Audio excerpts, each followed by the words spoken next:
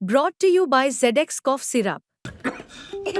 XZ नहीं, doctor का भरोसेमंद ZX। ZX का असरदार आरामदायक फॉर्मूला खांसी पे काम शुरू करे सिर्फ 15 मिनट में। बिहार में हुए एक हाई प्रोफाइल मर्डर केस ने सनसनी मचा रखी है।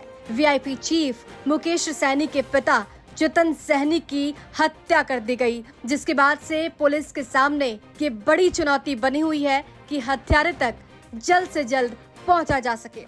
इसी बीच दरभंगा पुलिस के हाथ एक बड़ा सुराग लगा है। दरअसल इस हत्या से जुड़ी हुई एक सीसीटीवी फुटेज सामने आई, जिसके बाद से पुलिस को एक बड़ा क्लू मिल गया। इसी बीच दरभंगा पुलिस की तरफ से एक प्रेस विज्ञप्ति जारी की गई, जिसमें बताया गया कि रात के 10:30 बजे से 11 बजे के बीच ही इस हत्या को अंजाम दिया गया। ऐसे में बड़ा सवाल ये बना हुआ है कि आखिर 10:30 से 11 बजे के बीच हुआ क्या था। दरभंगा पुलिस की तरफ से जो प्रेस विज्ञप्ति जारी की गई, उसमें कहा गया कि माननीय पूर्व मंत्री मुकेश सैनी के पिता जीतन सहनी की हत्या में अब तक के अनुसंधान में प्रगति को लेकर अद्यतन मृतक जीतन सहनी के घर के पास लगे सीसीटीवी से प्राप्त फुटेज में ये देखा गया कि रात 10:30 बजे से 11 बजे के बीच 4 लोग घर के अंदर प्रवेश किए और कुछ देर घर के अंदर रहने के बाद बाहर निकल गए। इन लोगों को चिन्हित कर डिटेन कर पूछताछ की जा रही है।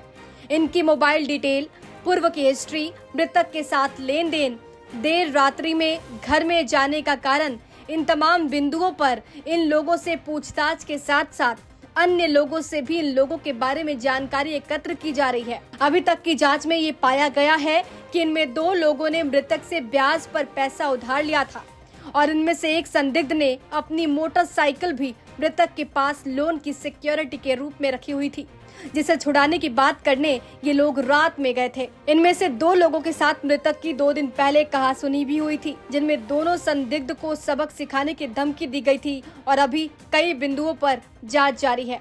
अब पुलिस की तरफ से इस प्रेस विज्ञप्ति में कई बातों पर अगर ध्यान दिया जाए तो धीरे धीरे परत दर परत ये मामला उद्भेदित होता हुआ नजर आ रहा है।